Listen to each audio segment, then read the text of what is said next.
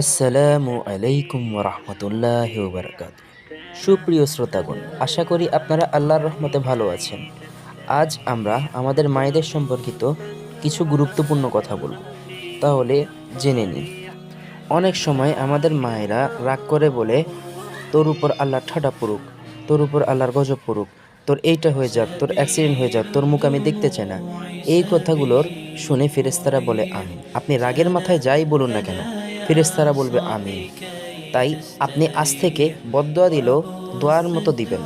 মক্কা শরীফের একজন কালে ইমাম বলেছেন, আমি এই মক্কা শরীফের ইমাম হয়েছি আমার মায়ের বদদোয়ার কারণে। আমার মাকে যখনই আমি জ্বালাতন করতাম, তিনি আমাকে বলতেন, আল্লাহ তোকে মক্কা শরীফের ইমাম বানাক। এর মাধ্যমে বোঝা গেল, মায়েরা যদি রাগের মাথায় বদদোয়া দেয়, সেটিও ফেরেশতাদের আমিন বলার কারণে আল্লাহ তা কবুল করে নেন। তাহলে আপনি না সেই মানুষ যে নিজের সন্তানকে নিজের চেয়েও বেশি ভালোবাসেন? তাহলে কিভাবে তাদেরকে এই বদদোয়া দিয়ে আপনি বিপদের মধ্যে ফেলছেন? আল্লাহ সকল মা বোনদেরকে বুঝার তৌফিক দান করুক। আমিন।